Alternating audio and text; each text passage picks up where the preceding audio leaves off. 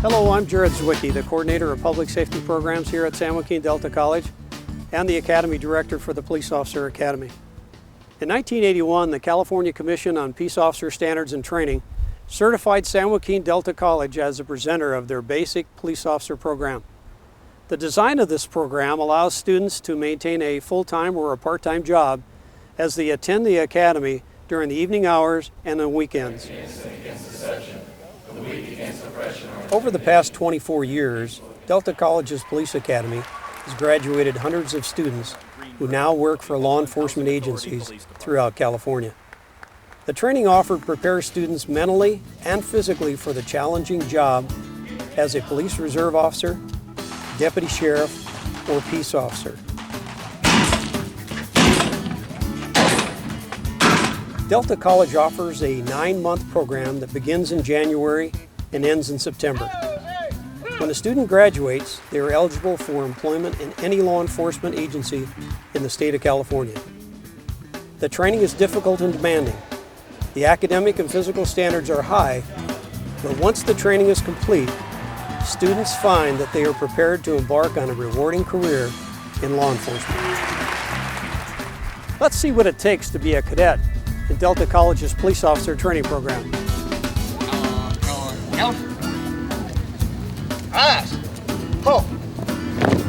Go in, we're just gonna storm. Because I have no contact with anybody. I haven't seen anybody. I want to go in from the rear mostly. On the top. Okay. Step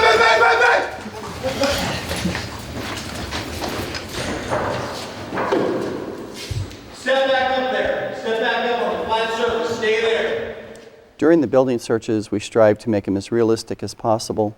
The students have to apply fundamental concepts and techniques that we teach them in order to safely approach the building, enter the building, and ultimately find and arrest the responsible inside.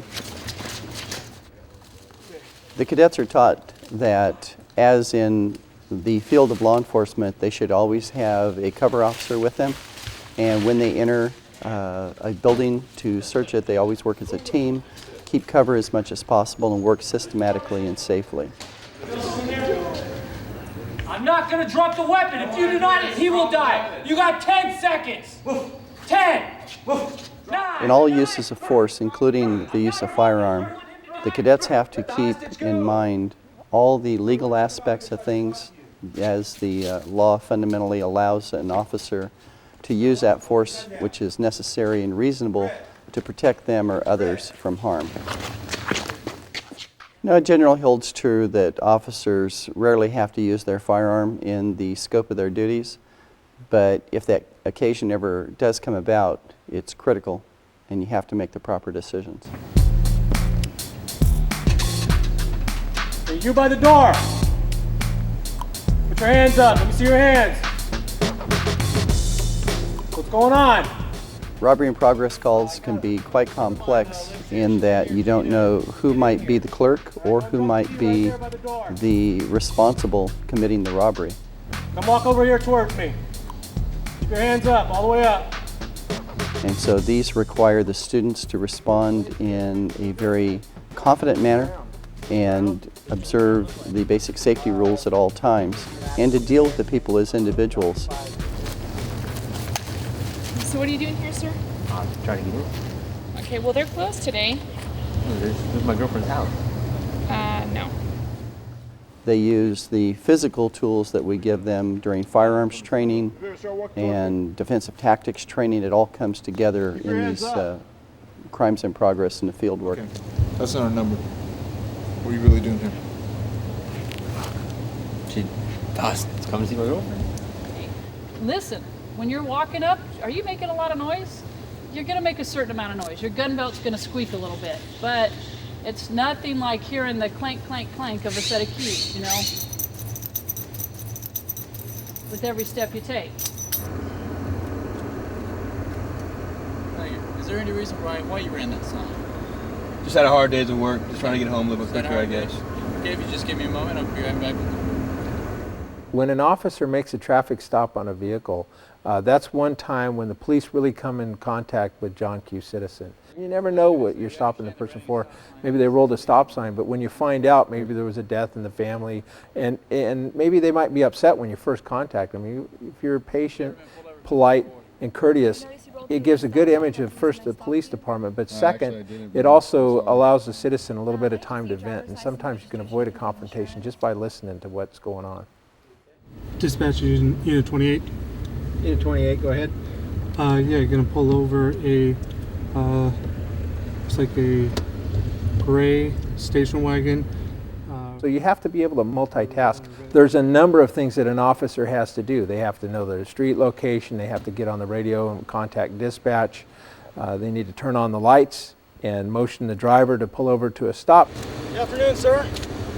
Good afternoon. Officer Schwartz, Lodi Police Department. I pulled you over because you ran that stop sign back there. Did you notice you did that? No, sir. I just got off. Many officers are unfortunately killed in the line of duty because they use poor tactics when they get out of the vehicle. So one of the things we cover as important safety tips as far as simple as checking your rearview mirror before you exit the vehicle. And when you get out, allowing yourself a safety corridor so that you can approach a motorist vehicle in some relative safety without having to worry about being hit by an oncoming vehicle. Evening, sir. Deputy Oldham, Anytown PD. How you doing? Good. I stopped you for running a stop sign back there. We do daytime and nighttime training. We look at unknown risk stops and high risk stops, and we break them down point by point. Introduce height. No, I don't think I'm gonna side him today. Just let it be a good lesson learned. Driver, turn the vehicle off. With your left hand, take the keys out of the ignition and throw them out the window. Open the door with your left hand using the outside handle. Keep your hands out the window where I can see them. There are certain tactics that we use when we approach the vehicle, ordering the occupants out of the vehicle, maintaining a safe distance from the vehicle, maintaining a position of cover or concealment, the position of your firearm when you're holding it pointed at the car, and not exposing yourself to hostile fire, or at least the minimum. Keep coming. Keep coming. So we actually practice this hands-on. We evaluate how well the cadet responds to the training. Alrighty, sir. Everything checked out okay? I'll go ahead and let you off with just a warning this time. Yes, sir. There you go. Here's your... And have a nice day, and drive careful, please. You too, sir.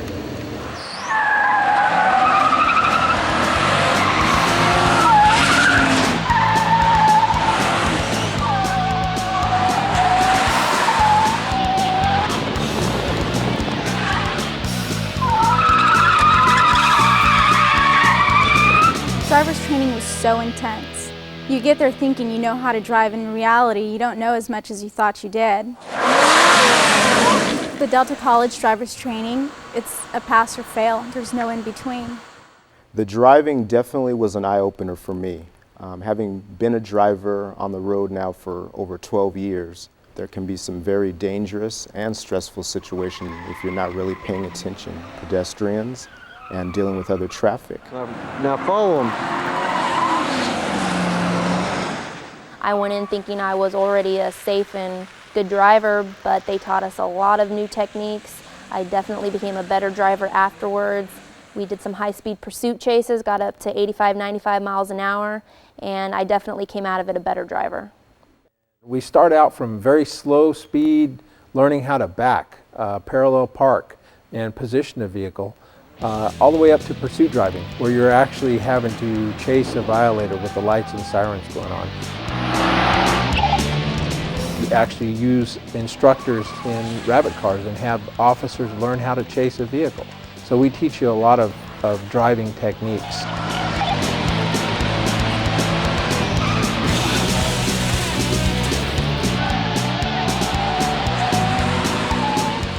There's a lot of things that have to happen, and rather quickly.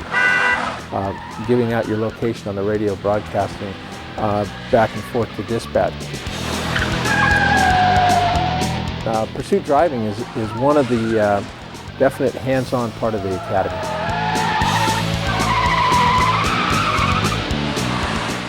If you're not a good driver, you can actually be washed out of the academy. There's nobody downrange. This line is now hot.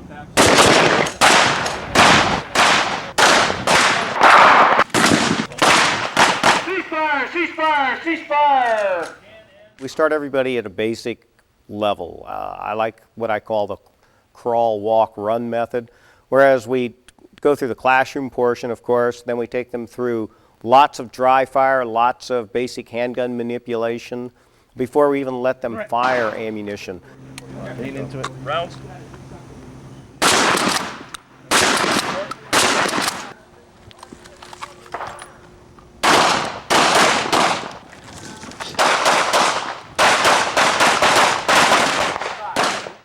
When we do fire ammunition, I put them up close to the target and where we can see where the bullets are impacting the target, and then work with those cadets that are having difficulty.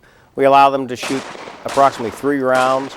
We can analyze, we can find those cadets that may have problems. We work on them right there at 3 yards, then we start bringing them back further, 5 yards, 6 yards, 7 yards, until we find out where they start losing the front sight so that we can stop, slow down, and work with those cadets that are having problems.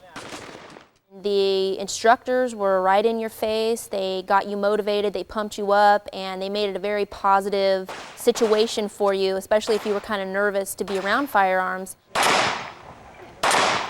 Looking back and forth, looking back, looking back, looking back. Hey, she got a gun! Magazines, you really? Right! We actually put them through a combat course that includes multiple targets, shoot, don't shoot targets, metal targets. We actually have a target that we rigged up this year that actually draws a handgun, and they have to key off of the handgun that the target's pointing at them before they can draw and fire. Now you got 3 rounds left. I want you to do 1 round to every one of these targets. Good! Keep going. Good! Well, for me, firearms, the shotgun shooting was the most challenging for me because I had to shoot left-handed and it was very awkward.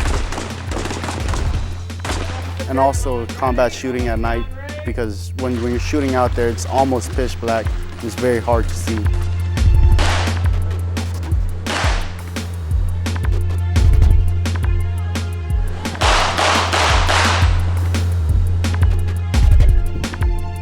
When we were done with firearms, I just felt so excited because I had surprised myself at how well I had done. I had gone in there not knowing how to even hold a gun, and I came out being a 12 shot by 12. You know, I hit all the targets all the time, and it was just incredible. It was awesome. Shooting is a perishable skill, which means you have to continually practice. And what I suggest to people, although they're not going to be drawing their handgun that much in the real world, they should at least go and practice the basic handgun manipulation by dry firing at home, how to draw, how to move, things like that. Make that weapon safe. Take it!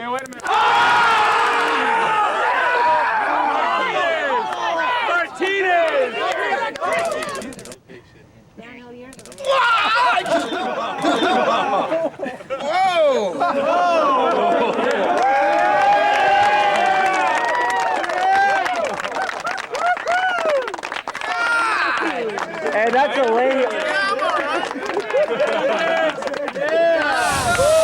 You can do it. Little further. Just hang in there. Little further. Don't run. Don't run. Don't run. Spread them out. Spread them out. Don't use that rag. You're like it into you. Don't use that towel. Keep breathing. During chemical agents training, they expose you to a gas, the OC gas, and the effects are just, you can't breathe, you feel like you can't even get a full breath, you just feel like you want to cough, you're spitting up, and once it's over, it's just all you want to do is gasp for air, and it just, within a few seconds, it's all gone. You can't even feel any of the effects. Well, chemical agents was the worst experience I've ever had in my life. I mean, going through that CS gas was very torturous, and one of the instructor's jobs was to tackle you if you ran. She had a gas mask on, and I mean, I thought about running, but I just didn't want to find out what would happen if I did run. During chemical agents training, we expose all cadets to 2 different types of riot control chemical munitions, CN and CS. We have them put on and clear chemical agent masks. It's going to be a beautiful day. Have them walk through clouds of chemical agents so that they understand that they will survive. Oh yeah, that's some good stuff right there. Woo! Let's do it again. Just pat. Remember, don't rub because you're rubbing the chemicals in. Good. They learn how to decontaminate not only themselves but subjects that may become exposed to chemical munitions, so that they understand what a subject that may be exposed to chemical munitions may be going through, and so that they understand how to decontaminate and provide certain comfort for the subject also. We do about 3 hours of classroom training prior to the actual field exercise with chemical munitions. We begin all classes always with safety considerations, not only of the chemical munitions, but of the devices that you use to distribute chemical munitions. Good shot.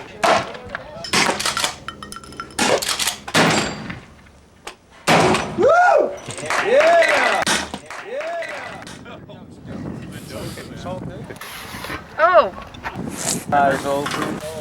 Look. Okay, you ready? We do a secondary type of exposure where we spray the chemical agent up against a plexiglass so that it bounces off, because that's typically the type of exposure they're going to get. Oh yeah, that's fun. That doesn't you're look- right, you're right. I volunteered to get sprayed with the foam in the face, and it burned. It was one of the most painful experiences I've ever went through in my life, but we had to put the pain aside. We had to fight through 2 different scenarios with beating the red man with our baton and handcuffing a suspect, and it was a really cool thing to go through because your adrenaline was up, but you had to fight through it no matter how much pain you were in. Get down on the ground! Get down on the ground now! Get down on the ground! Burning, can't breathe.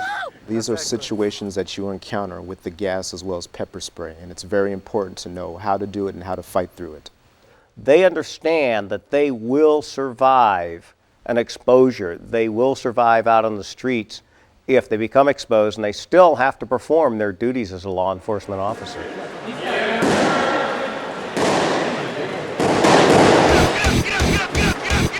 Good job, ready?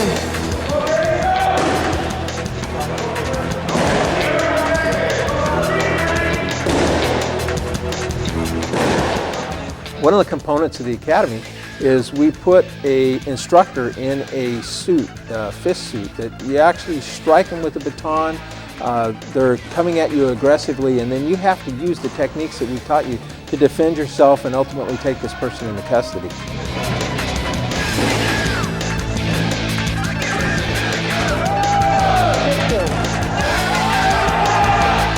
One of the concerns of a younger officer oftentimes is how they're going to be able to defend themselves. Come on, Esther. And we'll teach you some techniques. They're based on Aikido that help negate size and strength and actually give you confidence in handling yourself out there on the street. See that baton on the forearm, not on the bicep, not halfway up the arm up here.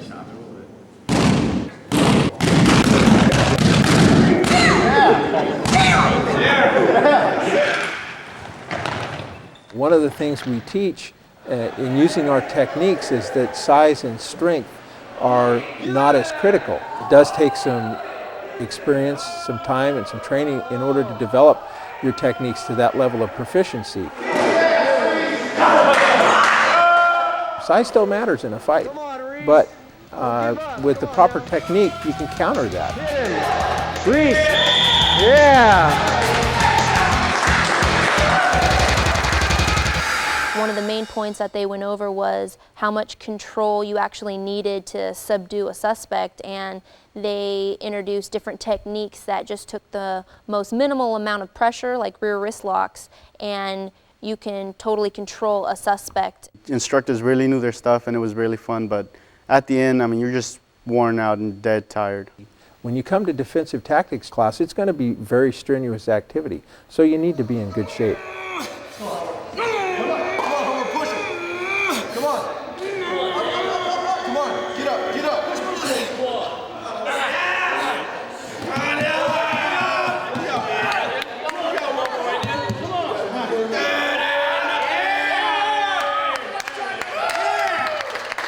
My advice for the cadets in regards to physical training is start training hard as soon as possible.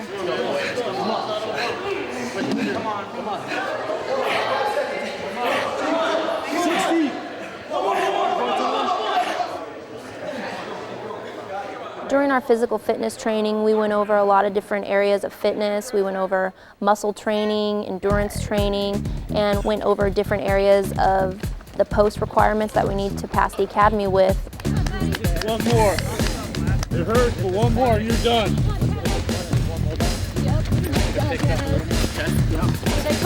on.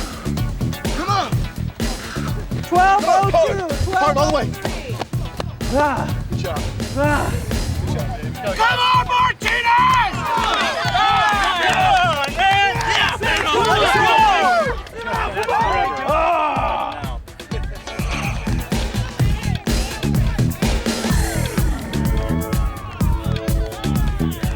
Now, the wall I didn't think was going to be too hard of an area to pass, but it was definitely intimidating. It's all yours, baby. Come on, Mark. Come on, Mark. Come on.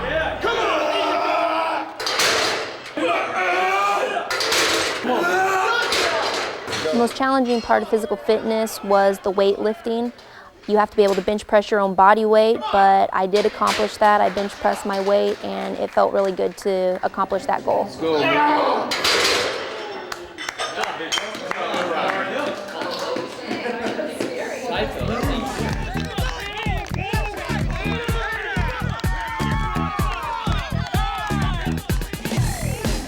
It's very important to maintain your workout routines and to maintain a healthy lifestyle in order to be successful in law enforcement. Ass. Ho. Open range. March.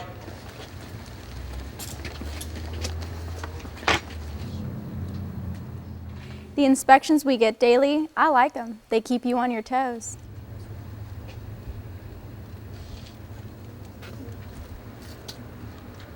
Roll calls happen every day at the beginning of the class, the first thing in the morning or in the evening, depending on when the class will start.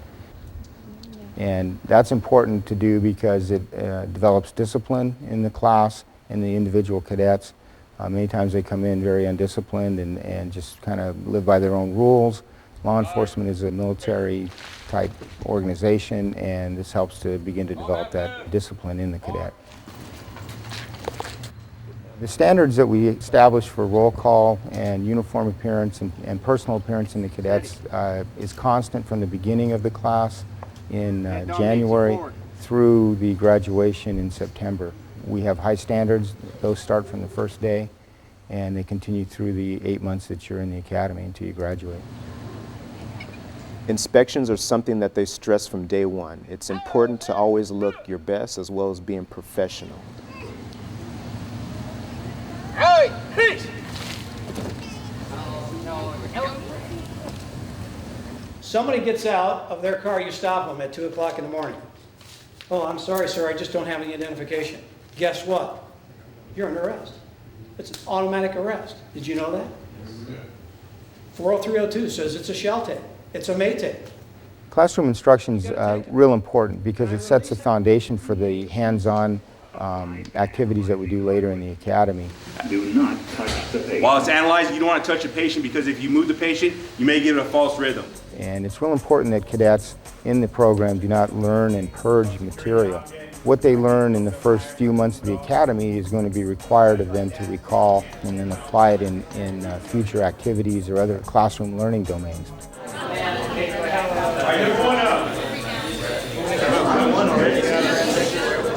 Toothache too. We start with a basic foundation about law enforcement and where we're at in the United States with law enforcement, and then we start adding new information on how to conduct investigations. If you're prone to do that, hopefully you're not going to come into this business in the first place.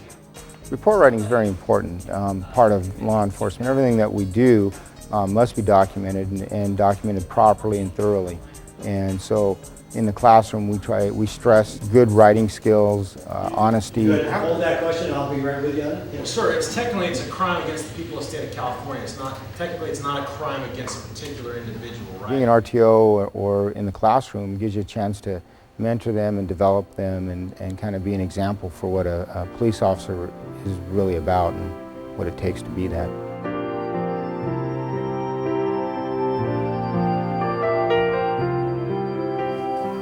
I will never act officiously or permit personal feelings, prejudices, animosities, or friendships to influence my decisions. With no compromise for crime and with relentless prosecution of criminals, I will enforce the law courteously and appropriately, without fear or favor, malice of ill will, never employing unnecessary force or violence, and never accepting gratuities. I recognize the badge of my office as a symbol of public faith, and I accept it as a public trust to be held as long as I am true to the ethics of the police service. I will constantly strive to achieve these objectives and ideals, dedicating myself before God to my chosen profession, law enforcement. Well done, class.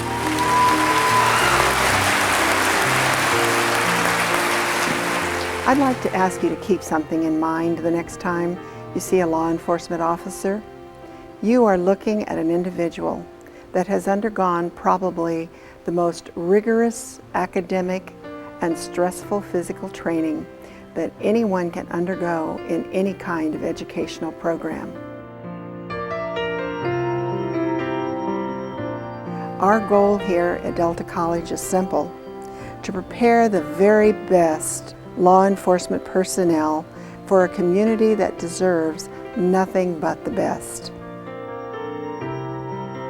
I'm also the mother of a law enforcement officer, and I knew that every day my son's chances of coming home safe to his wife and children was directly related to the quality of the training that he had received. The knowledge of this fact has led to my extensive commitment to law enforcement training in the community colleges. I have visited law enforcement training programs throughout the nation, and I can tell you that Delta College ranks among the very best training programs in this nation.